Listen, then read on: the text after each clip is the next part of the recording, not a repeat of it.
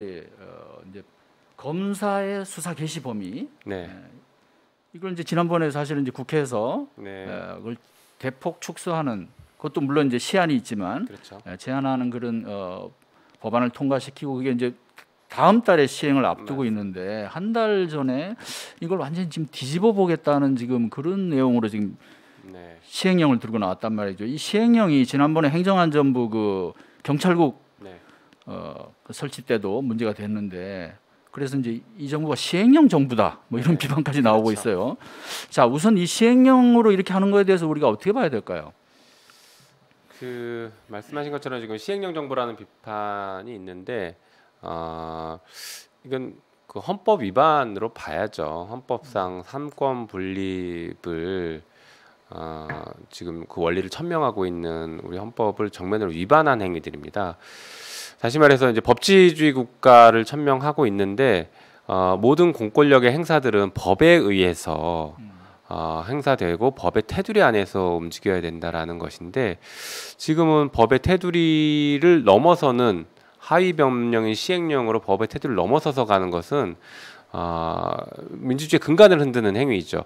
뭐 아시는 것처럼 우리나라가 이제 대통령제이니까 행정부가 많은 권한을 가지고 행정의 효율성을 위해서 대통령령으로 신속하게 다양한 이슈를 좀 다룰 수 있어야 되는 거 아니냐라고들 말씀하시는 분들도 계실 수 있는데 뭐 그 부분은 동의를 하지만 대통령령이라는 건 분명히 법률의 위임에 따라서 위임 범위 내에서만 정할 수 있도록 하는 것이기 때문에 상위법을 위반해서는 안 됩니다. 그러니까 상위법에서 위임하지 않은 것을 규정해도 안 되고 상위법에서 위임한 범위를 넘어서도 안 되는 것입니다. 이게 대통령령의 명확한 한계거든요. 그런데 그 지금 한계들을 넘어서는 대통령령을 만들어내고 있고 정부조직법을 정면으로 위반하거나 검찰청법을 정면으로 위반하는 대통령령을 만들어내고 있기 때문에 이것은 헌법 위반이고 국회의 입법권을 정면으로 침해하는 것이죠.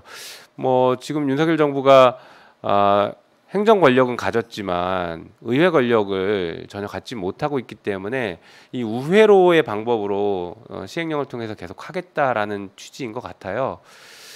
그러면서 한편으로는 그 저쪽의 속내를 들여다보자면 어차피 민주당이 강하게 대응 못할 거다 이렇게 생각할 수 있습니다. 그리고 강하게 대응할 경우에는 필요한 사람들, 전면에 나서는 사람들 수사를 통해서 뒤로 내보낼 수 있다. 이런 자신감을 가지고 있을 거예요. 그러다 보니까 지금 더 강력하게 위법하고 위헌적인 시행령이라는 비판을 여기저기서 아무리 해도 꿈쩍도 안 하고 지금 밀어붙이는 게 아닐까 이런 생각이 듭니다.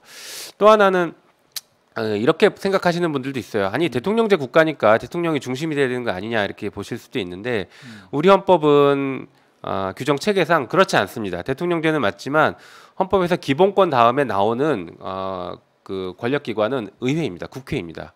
다시 말해 국회, 대통령 그리고 법원 이 삼권 분립인데 국회를 가장 먼저 두고 있어요. 이것은 왜 그러냐면 대의제 민주주의이기 때문에 그래요. 간접 민주주의에서 국민의 의사를 진짜로 대변하고 국민들을 대표할 사람들은 국회다. 그러니까 국회가 가장 상위에 있는 것이고 그래서 입법권이 국회한테 있는 것입니다.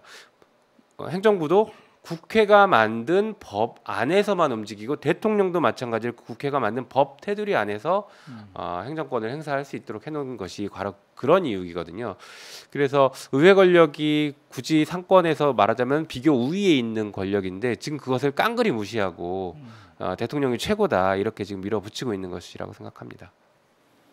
예, 말씀을 듣고 보니까 정말 이게 참 위험한 일을 하고 있구나 이런 생각이 드는데 어쨌든 한동훈 장관은 지금 법리적으로는 문제가 없다. 네. 그죠? 언론을 상대로도 아주 네. 자신만만하게 그 발표를 했어요. 네. 그래서 뭐 문헌적인 해석이라는 용어를 동원하면서 자, 그 이제 대표적인 것이 일단 지난번에 이제 그 이른바 6대 중대 범죄 중에서 부패와 경제 부분 이 두 가지를만 이제 남겨두고 나머지는 이제 순차적으로 이제 그 순차적이 아니고 이제 그렇죠. 이제 삭제했죠. 9월 빠져나가게 11일이랑 되죠. 12월 말까지로. 9월부터. 근데 다만 선거 범죄만 12월까지 네. 한시적으로 유예를 해놨는데 자, 지금 이 보면 이제 부패 범죄 그러지 않아도 부패하고 경제 범죄가 사실은 범위가 크잖아요. 맞습니다. 거기에 뭐 온갖 게 들어가 있는데 뇌물, 알선, 수재, 뭐 정치 자금에서 뭐 또 경제는 뭐 우리가 흔히 하는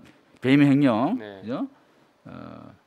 금융증권 뭐 이런 범죄들이 다 들어가 있는데, 자 여기다가 지금 기존에 지금 빼기로 한 공직자 범죄에 들어가 있는 직권남용, 네. 그다음에 또 선거 범죄의 일부 내용, 그죠? 네. 뭐 이런 것들을 지금 넣을 수 있다. 네. 이것도 넓은 의미의 부패 범죄다. 네. 이렇게 지금 설명을 하고 있거든요. 맞습니다. 이 부분은 어떻게 봐야 될까요? 기자들 여기에 대해서 조목조목 뭐 비판하는 건 별로 보도가 없는데. 일단 그 전부 다 위법이라고 저는 보고 있습니다. 그냥 먼저 짧게 디테일부터 잠깐 먼저 말씀을 드리면, 선거범죄 부분이 뭐 후보자 매수죄나 뭐 이해유도죄 이런 것들은 부패 범죄에 해당하니까 선거범죄도 선거범죄 일부도 부패 범죄에 해당한다, 이렇게 지금 주장을 하고 있어요. 거기에 대해서도 동의하기 어렵고, 선거범죄를 명확하게 뺐던 법 취지에도 맞지 않는데, 어쨌든간 거기에 한정되지 않습니다. 이게 지금 조금 더 들여다봐야 되는데요. 모든 선거범죄를 다 할 수 있습니다, 검찰이. 왜 그러냐면 지금 바꾼 시행령으로 네, 다 할 수 있습니다. 왜 그러냐면 검찰에 고발하거나 수사 의뢰한 사건도 중요 범죄에 포함시켰거든요. 플러스 알파를 두 가지를 넣지 않습니까? 예. 그 중에 하나가 사법조회죄랑 하나는 그 검찰에 고발 또는 수사 의뢰한 범죄입니다. 그런데 공직선거법에 보면은 선거관리위원회는 범죄 혐의가 있을 때 수사기관에 고발하도록 되어 있습니다. 검찰이 수사기관이거든요. 그렇죠. 검찰에 고발하면 야 이것 봐라, 검찰에 고발했기 때문에 우리 할 수 있어 하고 전부를 다 할 수 있습니다. 그렇네요. 예, 이 부분이 잘 지적이 안 되고 있는데 전부 다 할 수 있다라는 부분, 그래서 그거 하나 말씀 먼저 드리고요. 해체로 뭐 선거범죄라는 게 선관위가 고발해서 사실은 맞습니다. 수사가 일어나잖아요. 맞습니다. 그리고 기존의 선관위는 대부분 검찰에 고발을 해왔거든요. 예, 그래서 아무튼 그 시행령은 그런 큰 문제점을 갖고 있다는 거 말씀드리고요. 이제 다시 조금 그 원론으로 돌아가서 말씀을 드리면은 먼저 한동훈이 지금 주장하는 것에 모순이 있습니다. 지금 법무부는 이 검찰청법 개정 검찰청법이 뭐 헌법에 위반된다, 뭐 법무부의 권한, 검사들의 권한을 침해했다, 헌법성 권한을 침해했다 이러면서 권한쟁의 심판을 넣어놨습니다. 다시 말해 이 법이 위헌이라고 지금 주장하고 있어요. 그런데 이번 시행령은 법의 취지에 한치도 벗어나지 않은 시행령을 만들었다, 또 이렇게 얘기하고 있습니다. 그러면 법이 위헌이라고 했다가 또 지금 시행령은 법이 합헌임을 전제로 만든 것이거든요. 그렇죠. 굉장히 모순적 태도를 보여주고 있습니다. 그럴 거면 차라리 권한쟁의 심판을 취하를 해야죠. 예, 그래야 일관성이라도 있는데 그게 아니라 지금 법무부가, 하나의 정부가 두 가지 모순된 주장을 각각 해대고 있어서 이것은 매우 부적절하다라는 걸 먼저 지적을 해야 될 것 같습니다. 말하자면 A 법이 A가 위헌이다. 네. 이거는 잘못된 법이라고 지금까지 주장을 해놓고 네. 그 A에 근거해서 다시 B를 주장하는. 네, 맞습니다. 네. A가 합헌이니까 예. 시행령을 이렇게 만들어도 된다라는 걸 전제로 주장하는 것이죠. 그리고 아까 이제 문헌적 해석 말씀하셨는데 아마 이 부분에 대해서 이제 그동안 반박하는 것들이 논리가 조금 궁색했을 수도 있어요. 그런데 이제 우리가 법을 해석하는 방법이 여러 가지가 있는데 가장 대표적인 게 지금 법무부에서 말한 물리 해석, 문헌적 해석이라는 게 가장 대표적인 방법이고요. 문헌적 해석은 말 그대로 사용하는 언어, 근데 그 언어가 통상적인 국민들이 이해하는 언어를 가지고 해석하는 게 첫 번째입니다. 그런데 그 문헌적 해석만 가지고 해석을 하지 않습니다. 거기에 따른 역사적 해석, 그 다음에 어떤 목적론적 해석, 그다음에 논리적 해석, 여러 가지 방식들이 다 동원돼서 그 법의 정확한 의미를 밝혀내려고 하거든요. 근데 이제 대표적으로 문헌적 해석에 어떤 논란이 있을 경우에 이때는 문헌적 해석만으로는 절대 판단하지 않습니다. 근데 지금 등자에 대해서 법무부는 너무나 명확하게 앞에 열거한 것이기 때문에 부패범죄, 경제범죄 등이라고 했기 때문에 플러스 알파를 얼마든지 넣어도 된다라는 입장이 문헌상 너무 명확하다 이렇게 얘기하는데 그 등이라는 게 우리가 한정적 의미로도 많이 쓰거든요. 1번, 2번 등 두 가지에 대해서 이렇게 얘기하는 경우도 많습니다. 다시 말해서 앞에 두 개를 한정하는 의미의 등, 이건 사전적인 의미도 있거든요. 한정하는 의미로도 등을 쓰기 때문에 이 문헌적 의미만 가지고 등은 열거다라고 표현하기에는 부족하다. 그럼 다시 말해 논란이 생길 수 있고 논쟁이 생길 수 있는 문헌적 해석이거든요. 이럴 때에는 역사적인 해석과 목적적인 해석, 목적지향적인 해석들을 같이 병행해야 되거든요. 그러면 다시 말해서 이 법이 왜 이렇게 만들어졌는지를 봐야 되고 입법자의 의도는 뭐였는지를 봐야 되는 것입니다. 그런데 입법자의 의도와 역사적인 맥락의 흐름은 너무 명확하죠. 6개의 범죄를 할 수 있는 것에서 4가지를 빼고 2가지만 남겨놓겠다가 너무 명확한 입법적 의도였습니다. 그래서 지금 법무부가 주장하는 열거적이기 때문에 우리가 플러스 알파를 해도 된다라는 것은 전혀 맞지 않는 해석론적 자가당착적이고 자의적으로 끌어가는 해석에 불과합니다. 근데 아시다시피 검찰과 법무부 특히 이제 검사들은 그런 것들을 늘 쉽게 해왔거든요. 왜 그러냐면 검사도 법률 전문가다, 우리도 법률 엘리트다라는 게 첫 번째 논거였고 설사 그게 틀렸다고 하더라도 그 틀린 것을 지적하고 불이익을 줄 수 있는 기관이 아무데도 없었습니다. 그동안. 그러니까 검사들 입장에서는 그냥 맞다고 우기면 되는 거였어요. 여지껏. 그 맞다고 우겨왔던 그런 태도가 지금 여기서 또 똑같이 반복되고 있는 것이거든요. 한동훈 검사 출신의 법무부 장관도 똑같이 내가 맞다면 맞는 거야, 내가 정의를 말할 수 있는 사람이야라고 계속 우겨대고 있는 것이죠. 예. 그래서 이제 그런 문제점이 있다는 거 먼저 좀 지적드리고 싶습니다. 그 등의 문제 지금 말씀하셨는데, 그죠? 지금 네. 말씀하신 대로 그냥 양면적인 해석이 네. 또 그 자체도 가능한 건데, 자 이거를 일단 자의적으로 이렇게 이제 열거형으로 해석을 한 거. 네. 근데 사실은 이 등의 문제는 2020년 검경 수사권 조정안 때도 네. 그때 합의가 이루어질 때도 그 등을 놓고서 사실 논란이 있었지 않습니까? 그래서 이거 화근을 없애야 된다. 이 등을 쓰면 안 된다. 네. 그리고 지난번 4월에 네. 검찰청법 개정할 그때 때. 개정할 때도 원래는 민주당 법사위에서 등이 아니고 중으로 썼었잖아요. 네, 그랬죠. 그래서 아예 그러면 그 논란을 차단하는 네.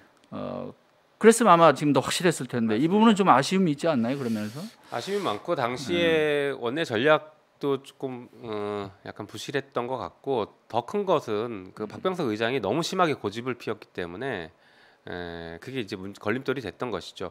다만 박병석 의장도 이 개정안의 해석은 의미는 이거다라고 명확하게 계속 그 표면적으로 공개적으로는 얘기는 해왔어요. 등이 사실은 중의 의미다. 2가지만 남겨놓고 나머지 4가지는 없애는 것이고 시행령으로도 나머지 4개를 부활시키면 안 된다라는 입장을 계속 밝혀왔거든요. 예, 그럼에도 불구하고 이게 지금 사실은 그 당시에도 좀 예상이 됐었던 얘기라서 중으로 명확하게 했었어야 되는데 못한 부분이 저도 지금 굉장히 많이 자 아쉽다는 생각이 그리고 들어요. 또 이제 부패범죄, 경제범죄 등 대통령령으로 정하는 중요 범죄를 수사할 수 있다. 네. 이 중요 범죄를 또 지금 상당히 네. 자의적으로 해석을 하는 그런 부분이 있죠. 그래서 또 뭐 거기다 사법질서 아까 말씀하신 네. 사법질서 저해 범죄라든가 뭐 특별법 위반 뭐 이런 네. 것들도 막 넣었는데 이 중요 범죄는 이 법무부가 이렇게 자의적으로 규정을 해도 되는 건가요? 그 안 부분은 되죠. 또 어떤가 되나요? 그러니까 법무부의 해석은 이제 등의 해석 때문에 열거이기 때문에 더 열거할 수 있다라는 것도 있고 그리고 중요 범죄는 자기네들이 대통령령으로 정할 수 있다라고 하는 것인데 그게 법률의 위임의 한계를 넘은 것이에요. 중요 범죄라고 하는 것은 법에서 기본적인 틀을 정해줘야 되거든요.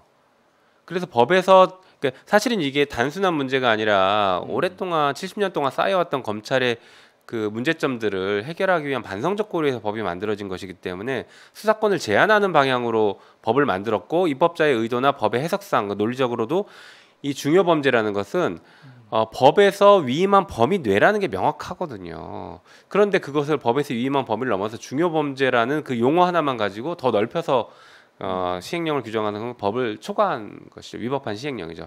그래서 그것은 분명히 잘못됐다라고 생각합니다. 그러니까 그 이제 예를 들면 공직자 범죄 같은 경우도 그 주요 공직자 네. 뭐 이런 제한이 있잖아요, 그죠? 네네. 그런 식으로 뭔가 이게 지금 어떤 지금 말씀하신 대로 법에서 그걸 이제 이렇게 제한하는 게 또 정해지는 게 맞는데 이걸 맞습니다. 해석을 그냥 뭐 이렇게 임의로 할 수 있다 이러면 그렇죠. 또 하나 상당히 사실- 혼란이 있을 것 같아요. 그렇죠.